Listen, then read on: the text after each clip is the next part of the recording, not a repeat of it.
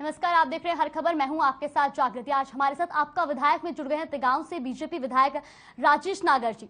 Sir, बहुत बहुत स्वागत है आपका हमारे इस खास कार्यक्रम में। नमस्कार जी सर, सबसे पहले तो मैं आपसे यही सवाल करना चाहूंगी कि 5 राज्यों में विधानसभा चुनाव चल रहे हैं। ऐसे में क्या लगता है कितने राज्यों में आज आपकी पार्टी जो है वो सरकार बना पाएगी? सभी राज्यों में हमारी सरकार बनेगी।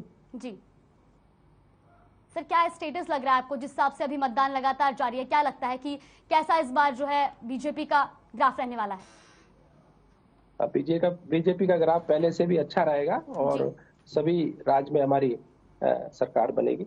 जी सर, अब जल्द ही हरियाणा में भी जो है बजट पेश होने वाला है। ऐसे में क्या लगता है कि इस बार मतलब बजट में क्या कुछ खास रहने वाला है? और अगर बात करें हम तिगांव की, तो तिगांव के लिए इस बार क्या कुछ खास रहने वाला है? तिगांव की जनता के लिए क्या कुछ खास रहने वाला है इस बार बजट में?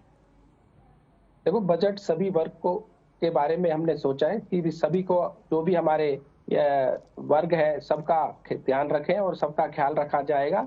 और तिगांव के लिए भी हमने 3-4 मांगे रखी हैं कि एक, हमें तिगांव के लिए हमें एक बाईपास चाहिए, जो एक हमारा मझावली का पुल बन रहा है, जो ग्रेटर नोएडा को हरियाणा से और तिगांव से जोड़ता है। उसके लिए एक हम बाईपास बनाए। तिगांव एक बहुत बड़ा एक कस्बा और एक गांव है जिसकी जनसंख्या जो 50,000 से भी ज्यादा है। और उसके लिए फिर हम एक बाईपास बनाने के लिए हमने एक डीपीआर बनवाई है और वो बाईपास हम उसके लिए हमने बजट में मांग रखी है। जी सर, अगर मंझावली पुल की मैं बात करूं तो 3 साल में वो पुल 3 बार गिर चुका है। उसमें घटिया सामग्री का इस्तेमाल किया जाता है। ऐसे में 7 लाख का उसमें खर्चा भी आया और 2 मजदूर घायल भी हुए हैं। इस पर आप क्या कहना चाहेंगे? देखो, उसके लिए हमने जो ठेकेदार, जो कॉन्ट्रैक्टर है, उससे वो हमने वार्निंग भी दी है। और अगर वो कुछ जैसे कि पहले आप बता रहे हैं कि 1-2 बार उसके वो स्पैन गिरे हैं, टूटे हैं, तो अब उसने उसके स्पैन के नीचे उसके आयरन लगाया है और जिससे उसको सपोर्ट मिले। और आगे ऐसी गलती होगी तो उसको हम ब्लैक लिस्ट भी कर देंगे। जी सर, मैं ये भी जानना चाहूंगी कि अमूमन काम में ठेकेदारों की लापरवाही देखने को मिलती है और ये मुद्दा आपने विधानसभा में भी उठाया है, लेकिन उन पर क्या कुछ कार्रवाई की जा रही है, ये मैं जानना चाहूंगी। ऐसा जो भी कॉन्ट्रैक्टर जो अगर इस तरह का काम करता है, ऐसे अभी हमने तिगांव का जो कॉन्ट्रैक्टर है जो सीवर डाल रहा है उसको भी ब्लैक लिस्ट किया, जिसकी काम में कमी पाई गई। और एक हमारा स्कूल का भी जो काम चल रहा है तिगांव में, उसके भी कॉन्ट्रैक्टर को हमने वार्निंग दी है और इस तरह से अगर कोई पाया जाता है उसके खिलाफ कार्रवाई की जाती है। जी सर, आप लापरवाह ठेकेदारों पर कार्रवाई की बात कर रहे हैं और ऐसे में जो है काम प्रभावित होता है तो नुकसान तो जो है लाजमी है और ऐसे में जनता को भी कई परेशानियों का सामना करना पड़ता है, तो इस पे आप क्या कहना चाहेंगे? नहीं, ऐसे 1-2 जगह ही इस तरह से हुआ है, बाकी तो सब जगह सही काम चल रहा है और तेजी से काम चल रहा है। जी सर, आज हर खबर के माध्यम से जो है आपके क्षेत्र की जनता भी आपको देख रही है, तो ये भी आपकी जनता जानना चाहेगी कि आगे उनके लिए क्या कुछ विकास कार्य में आगे क्या कुछ आप करने वाले हैं, क्या कुछ खास उनके लिए रहने वाला है?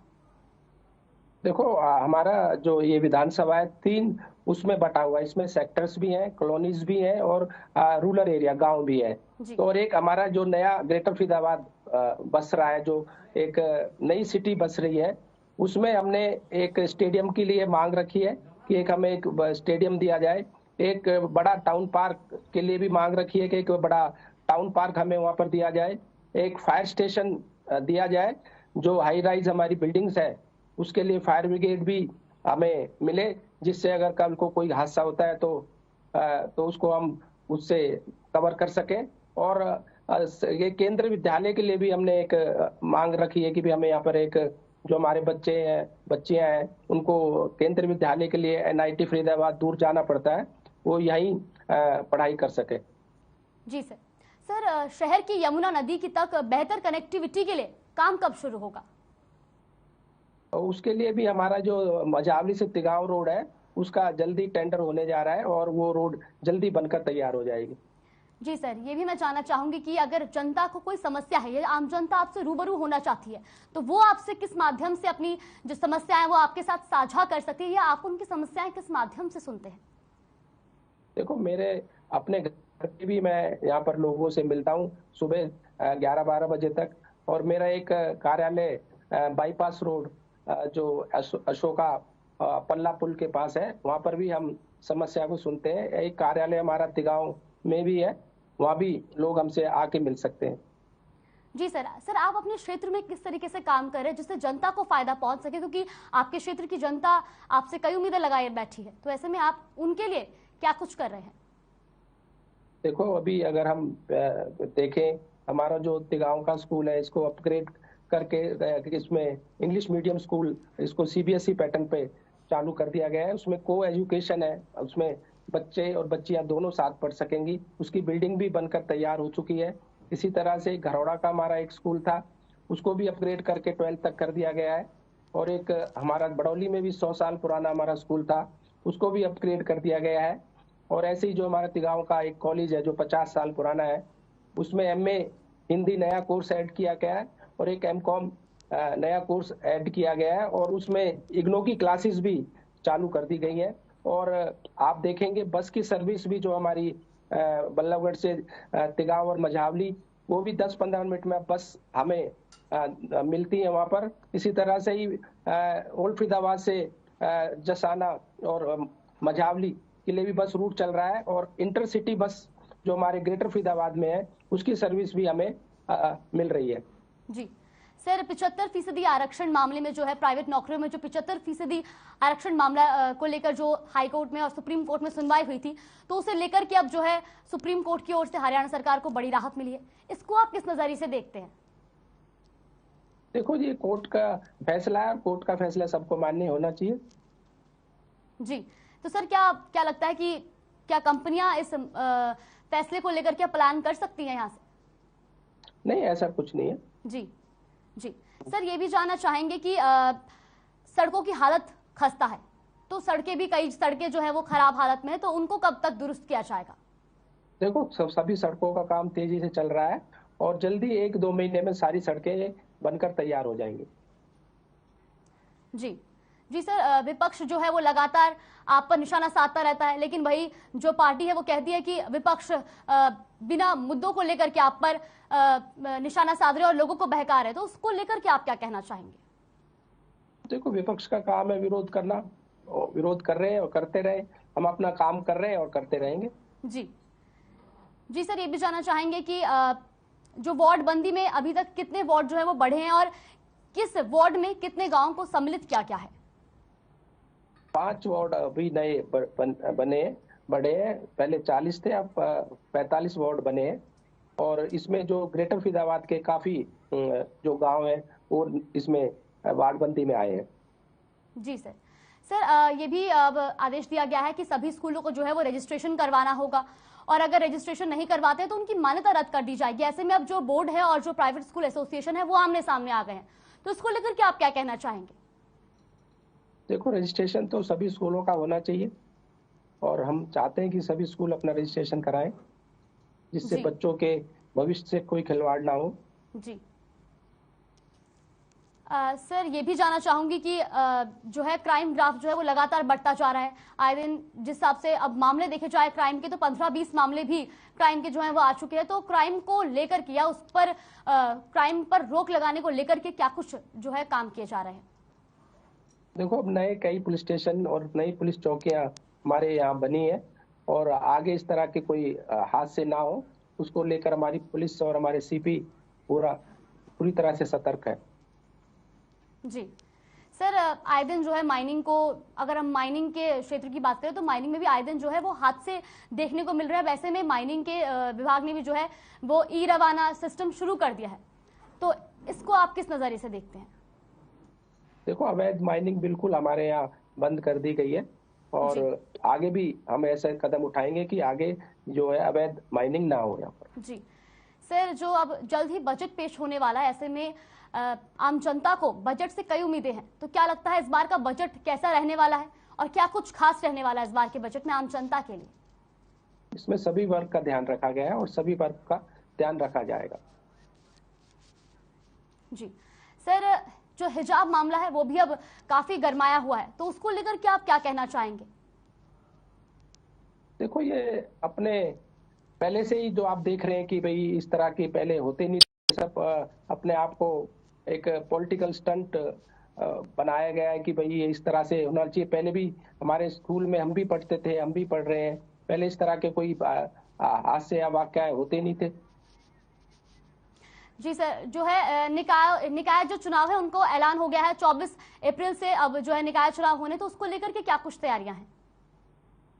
हम तैयार हैं पूरी तरह से, और हमारी पार्टी सक्रिय है बिल्कुल। हमारी कई इस बारे में हमारी मीटिंग्स भी हुई हैं, सारे हमारे जो भी पार्टी के कार्यकर्ता हैं, और हम पूरी तरह से इसको 24 तारीख को हम पूरी हमारी मेजोरिटी के साथ ये इसमें हमारे निकाय चुनाव में हमारी लोग आएंगे।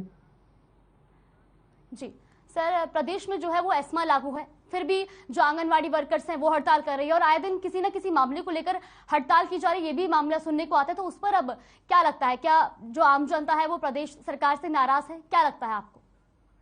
नहीं नहीं, ऐसी कोई बात नहीं है। उनके साथ मीटिंग हमारी चल रही है, और कई मीटिंग पहले भी हो चुकी है, आगे भी होंगी, और ये जल्दी हड़ताल समाप्त हो जाएगी। सर, बेरोजगारी को लेकर जैसा कि विपक्ष जो है लगातार निशाना साधता है कि हरियाणा में बेरोजगारी सबसे ज्यादा है, तो उसको लेकर क्या आप क्या कुछ कहना चाहेंगे? नहीं, अब नए नए कई स्किल्ड सेंटर हमारे हरियाणा में बन रहे हैं। जैसे एक हमारे तिगांव में एक ITI बनकर तैयार हो गई है, उसमें 54 ट्रेड है, और उससे हमारे बच्चों को, युवाओं को ट्रेनिंग मिलेगी, और वो ट्रेंड होकर नौकरियां मिलेंगी। और हम उसके लिए कई रोजगार मेले भी हमने लगाए हैं, और आगे भी रोजगार मेले हम लगाते रहेंगे, जिससे हमारे युवा, हमारे जो बच्चे हैं, उनको रोजगार मिले। जी सर। सर, अगर बात करें हम प्रदेश की, तो सबसे ज्यादा अहम चीज जो हो जाती है वो बच्चों के लिए शिक्षा और युवाओं के लिए रोजगार और पढ़ाई के जो संस्थान है उनको लेकर के हो जाती है, तो उनके लिए क्या कुछ खास जो है अब रहने वाला है आगामी बजट में? देखो, शिक्षा में हमारी वो सरकार पहले से ही पूरा ध्यान दे रही है। देखो, आपसे पहले जितने भी सरकारी स्कूल थे, उसमें जो इंग्लिश मीडियम में पढ़ाई नहीं होती थी, अब हमारे मॉडल संस्कृति स्कूल हर विधानसभा में 2-3 खुल रहे हैं, और आगे भी इसकी संख्या बढ़ती चली जाएगी, जिससे जो बच्चे हमारे जो इंग्लिश मीडियम स्कूल में नहीं जा पाते थे, जिनकी वजह से, क्योंकि फीस का जो स्ट्रक्चर होता था, एडमिशन फीस और मंथली फीस बहुत ज्यादा होती थी, पर अब हमने जो ये स्कूल खोले हैं उसमें 300 रुपए में ही हमारे बच्चे यहाँ के पढ़ाई कर सकेंगे, और शिक्षा के ऊपर पूरा ध्यान दिया जा रहा है। आप कॉलेजेस भी देखेंगे, कितने कॉलेज पहले थे 14 से, और अब कितने कॉलेज हमारे हरियाणा में बन गए हैं। और स्कूल को भी सबको, जो जिनकी बिल्डिंग जो अब नहीं थी सही, पुरानी थी, उनको सबको तोड़कर नया बनाया जा रहा है, और हमारा शिक्षा का स्तर बहुत ऊंचा होता जा रहा है। जी सर। सर, 134A के तहत भी जो है बच्चों के रजिस्ट्रेशन में और एडमिशन होने में कई दिक्कतों का सामना करना पड़ा है। ऐसे में जो निजी स्कूल हैं, उनके निजी स्कूल जो हैं और सरकार जो है वो आमने सामने नजर आई है, लेकिन कहीं ना कहीं इस वजह से जो है बच्चों की शिक्षा बहुत प्रभावित हुई है, तो उसको लेकर के आप क्या कहना चाहेंगे? इस तरह के केसेस बहुत कम आ रहे हैं। जो हमारे संज्ञान में आता है तो हम स्कूल से बात भी करते हैं, और स्कूल की मनमानी नहीं चलने देते, और इस तरह के आगे केस ना हो, इसके लिए हम सख्त कार्रवाई करेंगे। जी सर, अभी अगर हम बात करें यूक्रेन और रूस में जिस तरीके से विवाद जो है वो गरमाया हुआ है, ऐसे में भारत के तो कई छात्र वहां फंसे हैं, लेकिन अगर प्रदेश के छात्रों की बात करें तो प्रदेश के भी कई छात्र ऐसे हैं जो वहां पढ़ाई करने गए उस वक्त वहां फंसे हुए हैं, तो उनको वापस लाने के लिए सरकार क्या कुछ जो है रणनीति अपना रही है, क्या कुछ कदम उठा रही है? देखो, केंद्र सरकार भी, हम अपने यहाँ से प्लेन हमारे जा रहे हैं, और जो वहाँ से जो बच्चे हैं हमारे हैं उनको लेने के लिए, और लगातार वहाँ से बच्चे आते जा रहे हैं, और जल्दी सभी बच्चों को यहाँ पर ले आएंगे हम। जी सर, अगर वहां से वापस लाने के लिए तो इंतजाम किए गए हैं, लेकिन टिकट्स जो हैं वो कहीं ना कहीं बहुत महंगे, और ऐसे में अभिभावक भी और बच्चे भी लगातार सरकार से अपील कर रहे हैं कि जो टिकट का किराया है उसको थोड़ा कम किया जाए, तो उसको लेकर के क्या कुछ कदम उठाए जा रहे हैं? क्योंकि इस टाइम पे जो है टिकट के जो दाम है वो भी दुगने तिगने पहुंचे हुए हैं, तो ऐसे में कहीं ना कहीं छात्रों को वापसी करने में जो है दिक्कत आ रही है, तो उसके लिए क्या कुछ कदम उठा रही है राज्य सरकार? उसके लिए भी हम बात करेंगे अपने राज्य सरकार से भी और केंद्र सरकार से भी, जिससे भी जो बच्चे वहां से आ रहे हैं उनका जो किराया है वो कम किया जाए, क्योंकि जो यहाँ से फ्लाइट्स जा रही हैं वो बिल्कुल खाली जा रही है। यहाँ से फ्लाइट्स में कोई भी लोग नहीं जा रहे हैं तो 3-4-5 लोग जा रहे हैं, और वहां से जो उनका वो जो यहाँ से जाने का जो पहले जाते थे तो फ्लाइट पूरी भर के जाती थी, या मतलब पूरे पैसेंजर होते थे, तो उस वजह से उसका जो फेयर है वो बढ़ रहा है, पर उसके लिए हम बात कर रहे हैं कि वो फेयर को कम किया जाए। जी सर। सर, हाल ही में अभी जो भर्ती घोटाला मामला है वो काफी गरमाया हुआ था, ऐसे में विपक्ष ने भी कई आरोप लगाए थे, हालांकि उसमें कई लोग पकड़े भी गए, उनकी गिरफ्तारी भी हुई, लेकिन अब आगे उन पर क्या कुछ कार्रवाई की जा रही है और आप इस पर क्या कुछ कहना चाहेंगे? देखो, उनके खिलाफ जो भी धाराएं लगनी चाहिए थी, सारी धाराएं उनके ऊपर लगाई गई है, और जो कानूनी कार्रवाई पूरी की गई है, और आगे जो भी कानून या कोर्ट जो अपनी कार्रवाई करेगा, तो ये कोर्ट के ऊपर है कि कोर्ट उनके खिलाफ क्या सजा दे उनको या क्या कार्रवाई करे। जी सर। सर अभी जो है चंडीगढ़ में 2 दिन तक बिजली गुल रही। बिजली कर्मचारी जो है वो हड़ताल पर बैठे थे, क्योंकि उनका लगातार कहना है कि हरियाणा सरकार और जो केंद्र सरकार है वो लगातार निजीकरण को बढ़ावा दे रही है। तो क्या ऐसा नहीं लगता कि कहीं ना कहीं कर्मचारी जो है वो अब सरकार से नाराज होते नजर आ रहे हैं? नहीं, ये तो कई उसमें क्षेत्र में देखेंगे, कई डिपार्टमेंट्स में देखेंगे, हमने निजीकरण किया है और पहले भी होता रहा है, पहले से भी। तो अगर कोई इस तरह की कोई बात है तो हम उनसे बैठकर बात करेंगे और इस समस्या को सुलझाएंगे। जी सर। सर अगर मैं बात करूं तिगांव क्षेत्र की, तो जो है आम जनता की जो सबसे बेसिक जो उनकी मांगे हैं वो ये है कि या तो जो बहाल सड़कें हैं उनको जल्द दुरुस्त कराया जाए, उसके अलावा शिक्षा प्रणाली पर वहां पर जो है ध्यान दिया जाए। तो उसको लेकर के क्या कुछ आप कदम उठा रहे हैं? देखो, इस बार जो बारिश है वो बहुत ज्यादा हो गई, अक्टूबर तक रही, फिर अब जनवरी फरवरी में बारिश हुई। तो जब भी हम देखेंगे कि पीछे से हम उठाकर देखते हैं कि देखें तो जो बारिशें जब आती हैं तो हमारी सड़कें टूट जाती हैं, तो उनको रिपेयर किया जाता है। तो अब रिपेयर का काम भी चल रहा है और कुछ सड़कें जो ज्यादा जिनकी हालत खराब हो गई है उनको नया भी बनाया जा रहा है और जल्दी ये 2-1 महीने में सारी सड़कें नई बना दी जाएंगी।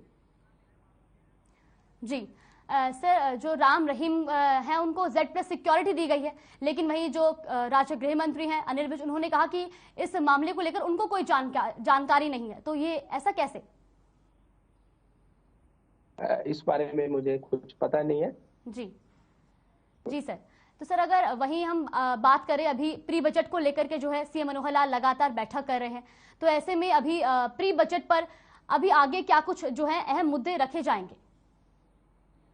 देखो, ये जिसकी विधानसभा का कोई अगर किसी के कोई विकास कार्य की बात है या कोई नया कोई प्रोजेक्ट लाना चाहते हैं, नया कोई कार्य करना चाहते हैं, उसके बारे में प्री बजट रखा गया है, जिससे उनकी जो भी मांग है या डिमांड है उसको उसमें शामिल किया जा सके। जी सर। सर तिगांव में ऐसी क्या कुछ समस्याएं हैं जो आप आने वाले वक्त में विधानसभा में उठाएंगे, जिससे लोगों को भी फायदा हो और वहां पे उन समस्याओं का निवारण किया जा सके?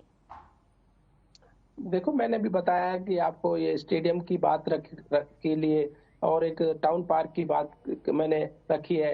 1-2 सब स्टेशन हमें जो बिजली के चाहिए, जिससे आने वाले समय में गर्मियों में जैसे बिजली की कभी कभी थोड़ी दिक्कत आ जाती है, दिक्कत ना आए। और एक केंद्रीय विद्यालय के लिए भी हमने एक मांग रखी है और फ्यूचर में मेट्रो को भी ग्रेटर फरीदाबाद से जोड़ा जाए, जिससे यहाँ से जो यहाँ के हमारे साथी हैं, भाई हैं, युवा हैं, जिनको अगर दिल्ली जाना है या आगे जाना है तो उनके लिए दिक्कत ना हो। जी सर। सर ज्यादा समय न लेते हुए बस मैं आखिरी में यही कहना चाहूंगी कि आप हर खबर के माध्यम से अपने क्षेत्र की जनता को या प्रदेश की जनता को क्या एक संदेश देना चाहेंगे? देखो, आप लोग बहुत एक अच्छा काम कर रहे हैं और निष्पक्ष आप काम कर रहे हैं। इस तरह से आप आगे भी काम करते रहें और निष्पक्षता के साथ सारे जो सुझाव है हमारे और जो हमारी बातें हैं उनको आगे रखें। जी सर, बहुत बहुत शुक्रिया आपका हमारे साथ जुड़ने के लिए और तमाम बातें हमारे साथ साझा करने के लिए। तो ये थे हमारे साथ तिगांव से बीजेपी विधायक राजेश नागर जी। फिलहाल के लिए आपका विधायक में बस इतना ही। बने रहिए हमारे साथ। नमस्कार।